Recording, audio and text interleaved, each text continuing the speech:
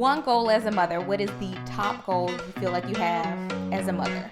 Oh, 100% to raise a good human. Welcome to the Strong Like a Mother podcast with Cherie and Jada. We're doing your best. Doesn't mean you have to be perfect. That's no small feat. It's not. It's a mountain of a feat, honestly. So what is one of those things that you feel like you're always kind of checking Levi to say, hey, listen, I need you to make sure that you do this because this is one of those things that builds up to be a good person. Yeah. So I think for me, the number one thing that I kind of look for and have learned, you develop your parenting style, I think, as you grow, and as they grow, you're growing, right? Yeah. And so this is one of those things that I think you kind of have to hone. But my goal with him, and probably my number one goal, is always to treat him like the mini human that he is. You know, I don't sugarcoat things. I don't, I think there's a way that you deliver a message, obviously, that's age appropriate. Yeah. But just talking to him with empathy and with understanding, but also knowing that sometimes there are consequences to your actions and explaining those. And that's my number one goal is, I think that those are life skills that you learn. Yeah. And when you start thinking about it like that from a parenting space of not only are you parenting in a way that you're just raising your child, but you are forming that person and how they're going to interact in their jobs, in their relationships, in life in general, to strangers, that I think that's my number one goal. If nothing else, if you grow up, no matter what job you have, whether you are picking trash up off the side of the road, or you are a CEO of a company, or you are an engineer, whatever that looks like, none of that honestly matters to me. What matters is that how do you treat people? How do you communicate with your partner? How, what do those things look like? Those are to me, the important things, not anything, job related, or, oh, you're so driven, or, oh, this and that. Yeah. While those are all great things, and I think they're important, the number one thing is, how do you treat people? Absolutely. I think that has been one of the biggest things. I don't know when we kind of honed in on that as parents, but it makes me think about like when my husband does something, I'm like, who raised you? But I think that's the point. It's like, I don't want my kids to get out here and they're like, who raised you? Yeah. Who let you be like this Yeah. for all these years, And so like I see certain things that are just, I'm going to be honest, jerk behavior, or, we got other words we can use. And I'm just like, this isn't cool. If you're doing this at home, I can't 100% guarantee you're not doing it outside of the house. Yeah. So I got to nail this down. I can't think that this is an isolated incident sometimes or whatever.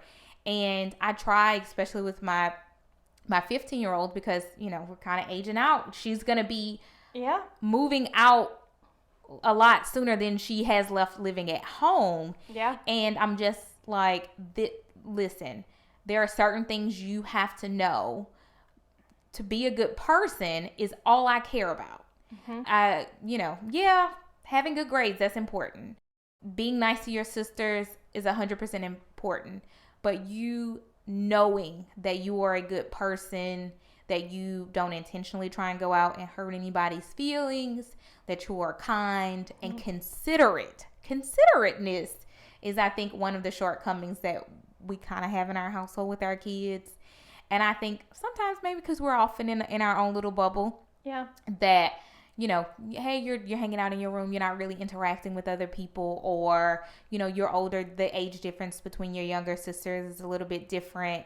That consideration for people is just in the way you speak to people, your tone, the delivery is so important, because we had to have the conversation about a teacher a year ago, and I said, listen, I'm gonna be honest. I hear what you're saying, and not that I like how that teacher handled that conversation, but I know you, and probably how you delivered it, that message got lost. That message got lost in how you said it. And so they shut off, and they immediately labeled you as being disrespectful, even though that wasn't your intention and how you said it. Yeah. So be mindful of how you speak to people. Be courteous. I think that's an important lesson that at some point, I think hopefully everybody learns that perception is reality. Yes. And I talk about that a lot in business and with my clients that, because a lot of times we're juggling and balancing in our line of work, and perception is reality. Just doesn't mean it's actually what is true and it's not your intention. It's not the intention, but that's how you've made somebody feel, right. And that is their reality. I've noticed, so as Levi has gotten older, there are times, you have those days as a mom, as a parent, where you're just like, oh my God, I'm at the end of my rope here. Yeah. And you just, and there are times when he will go, Mom, why does your face look so mad? Like, he's trying to, I can tell that he knows I'm frustrated. He feels it, right? And it makes me put myself in check of going, okay, take a deep breath. Let's talk about this. Let's go sit down. Let's, hey, you did X, Y, Z, and this is why I'm frustrated. That doesn't mean that, you're a bad person, but like your actions were not considerate of my feelings or whatnot. And I think talking about that in depth is something that maybe I think it wasn't an emphasis growing up in our household. So it's something that I think I've taken an emphasis on in my household and going, we're going to really get to the bottom of this, and we talk about and identify those feelings, because I think when you don't, they don't know. They don't know how to identify those feelings. And sometimes it takes him calling me out, almost. Not that he calls me out, but I can see he's questioning and he's trying to figure out if he did something wrong. Right. And he's not sure where he stands. Yeah. Like, can I come sit next to you, or is it just not a good time? Right. Like, what's the deal? Yeah. I grew up in a household where we talk loud. We are very sarcastic and just direct and straightforward. Yeah. And that is not great everywhere. Mm-hmm. And then when I got married, my husband definitely not a loud talker. Very like, he's so laid back. He's so laid back and chill. And he's just like, why are you talking so loud? And I'm just like, I'm just so passionate about it. And he's like, well, calm down. Yeah. And so then I've raised little humans, and they're kind of like, but I have monitored the tone and how we talk. Yeah. And so a lot of times he can know we're in an argument with one another, but we try and monitor that tone to where our kids don't necessarily know that we're in an argument, but that I also present the thing that I try not to ever be disrespectful to him. Yeah. And model that behavior. And I think that's the other thing with raising good humans, that we model that behavior to other people, to in front of them. Yeah. And how we treat other people and how we are. And I guess that fine line that I'm running sometimes is that you are a service to other people, but you don't overdo it. You're the role model for your children, for their future relationships. Absolutely. And so I do think, and those are things that we think about too a lot in our household, is how we talk to each other, how we, like, and I'm sure you're 3 kids in, you have to be united with your spouse on the child raising front. And we're in public, at least in front of them. Look, if you go behind your closed bedroom doors and you're like, okay, we have got to chat about this, and I didn't agree with this, how can we find that compromise that we both feel validated in, okay, this is how we're going to raise a good human, because that's our end goal. But yeah, in front of my kid, no, we are united. And even if I don't agree with it, I'm not going to show that to my child, because I think it's very important. I never want him to grow up and get married and to his spouse go, disrespect them in front of their children. I want you to know that you and your spouse are a team. Like, you need to be united. And even if that's, hey, we got to go back to the drawing board and table this, and we have to talk about this, that's okay. But to be united in front of your children, I think it sets a good example of you're not going to play mom against dad or vice versa. No. You know? And usually kind of how we work it is if whoever that kid is addressing, they'll handle it. And if they go to their dad, because he's usually the yes person. Right. And then I'll let him do it. And then like they'll go off and go do their thing. I'm like, wait a second. What did you say? Right. We need to revamp this. But it's also one of those things, just trying to teach them healthy relationships. Yes. Like I don't put any kind of other adjectives on it as to this is like the context of those. An overall healthy relationship that you will not always agree with what other people think. You will not always like that person all the time, but the respect for those people, the kindness for those people is always going to be there. Now, outside of living with them, you know, you don't have to deal with them outside of that, you know, isolated situations, which is fine, but you are never to be disrespectful to anybody. Like, that is not okay. Yeah.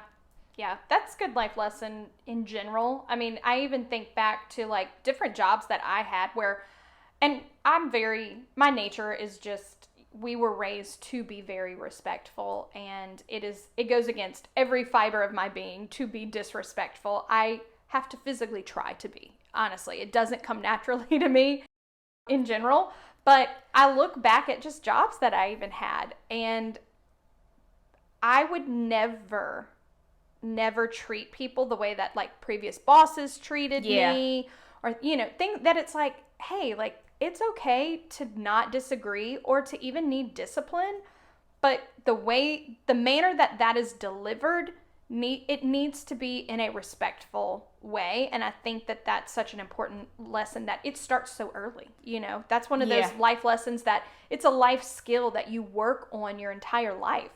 Well, it goes back to the topic of tone. Is I don't ever want the message to be unheard. Like if there's something I'm trying to communicate to you, right, I don't want it to get lost in anything. I don't want to get it lost in my tone. I don't want to get it lost in being disrespectful or anything like that. I want you to be able to listen to what I'm saying and hear me. And then what you choose to do with that is what you choose to do with that. But I don't want to waste breath in telling you something, which is the great thing about repeating yourself to children all the time. But I don't want to waste breath and you not hearing what I'm saying because it got lost in a disrespect. It got lost in the delivery. I want to be able to talk to you so we can have a conversation and handle it, or, you know, and so we can move on from it. Yeah. Yeah. I think one of the things my mom was so great at raising us is she was big on clearing the air. She was not going to let things go unsaid or go, you know, you're not going to go to sleep mad at your brother or your sister or me or your dad or your friend or whatever. We're going to get together. And there were many times with my friends, with my siblings, with my parents, that my mom would just go, you know what? We need to clear the air. Like we're just gonna talk about this. We're gonna get it out, and that has stuck with me. Of like, okay, we're not, because when you let things go and fester, and it's like, okay, that just slight aggravation, or maybe your feelings got a little hurt, it grows. If you don't squash it, it grows, right? Because you start curating your own narrative and not just talking. Yeah, we're very big on. And I was not necessarily raised this way. So if my mom ends up listening to this episode, that's great.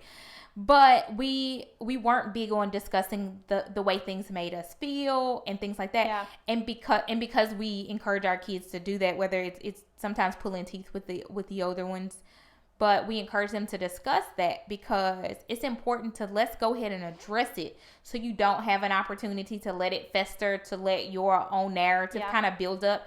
When that was never that intention, that is not what it means. So in my correction, a lot of times of them, I'm going to, whether you want to hear it or not, I'm going to explain to you why I find this important. Which one of the recent things that we have, and I had to fuss about it this morning, is my oldest, she's a teenager.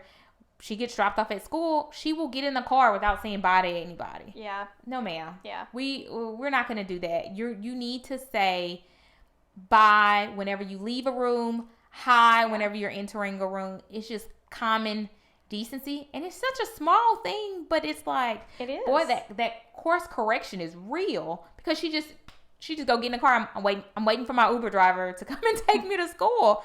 Like, ma'am, we don't.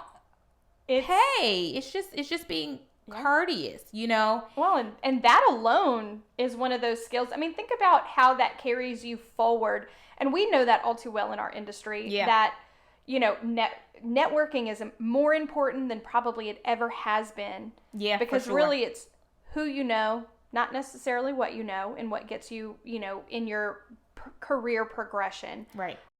But just being able to walk into an interview. Hey, I'm Cherie. It's so nice to meet you. Right. Or whatever that room is. I think, and one of my favorite things about us being in the real estate industry is it has trained me to look for the opportunity. So I am always looking for an opportunity. Not necessarily business, but just what opportunities lie. Like, it makes you look for those because of, I think, the industry we're in. And I think that just that basic, you're going to greet people when you enter a room, leave a room, get in a car, get out of a car, that's like the very foundation of networking and of all these things that she 100% is going to need. I can imagine dealing with the teenage angst and the hormones. It's great. It's all wonderful. We're just best friends, and we just love hanging out and doing. No, it's not, and it's definitely probably for the past 2 to 3 years we've been in the thick of really curating the human, and maybe correcting first kid problems because she was our first, and we're like, oh, we're gonna do this different than our parents, and then now we sound like our parents, with all the little nitpicky things or whatever. But in really saying, hey, you're growing up, this is not okay. You're not gonna go out in these streets being a jerk. It's not who we are. Yeah. It's not what we're about. Yeah, and as a parent, obviously, I think it's impossible to send them out and not feel that their behavior is a reflection on you, which, I mean, we're both perfectionists. We are.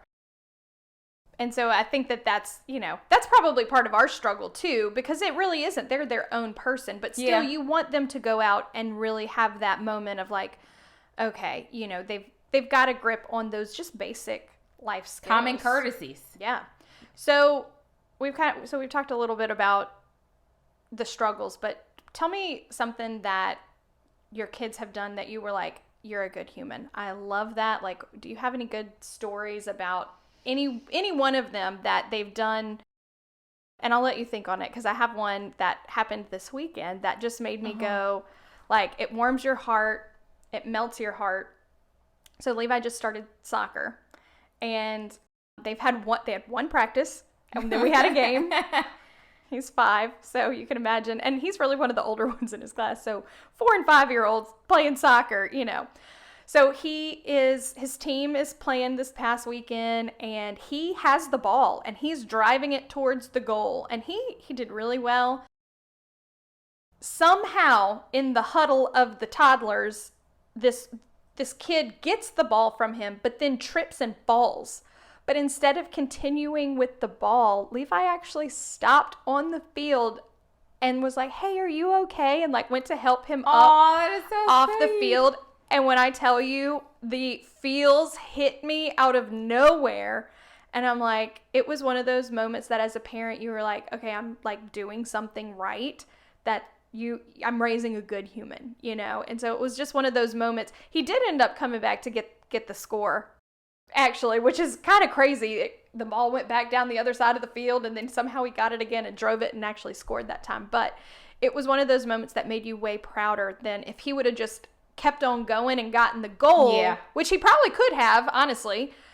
It was one of those pivotal moments that you were like, I'm doing something right. That was so much better than any goal you will ever score. Aww. Just that thoughtfulness that, I mean, obviously they're they're kids, they're gonna fall, they're playing sports, it is what it is, but the fact that you thought, I'm gonna stop and help this person on the opposite team, that showed such a great piece of character that I just loved. It really brought tears to my eyes, honestly. That is just that. I love that. Levi, he's such a sweetheart. Yeah.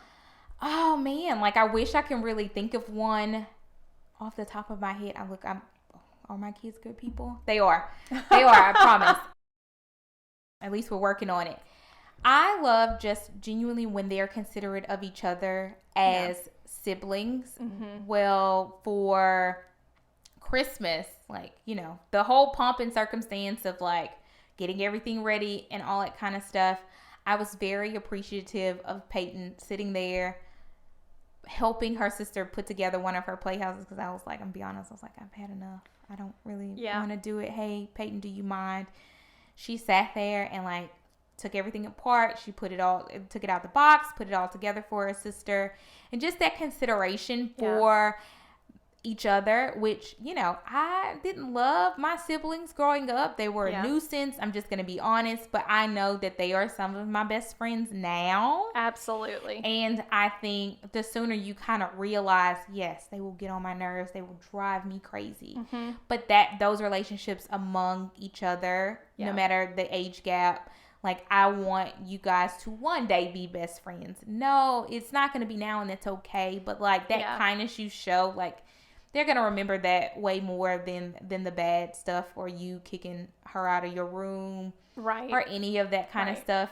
I think it's just being sweet to each other. I just love it when I see them being kind to each other. Or Peyton goes to the mall and she'll remember to bring her sisters back like a snack or something that they like. I think that's so sweet, even though Dylan actually demands it, which is just Dylan. So that makes sense.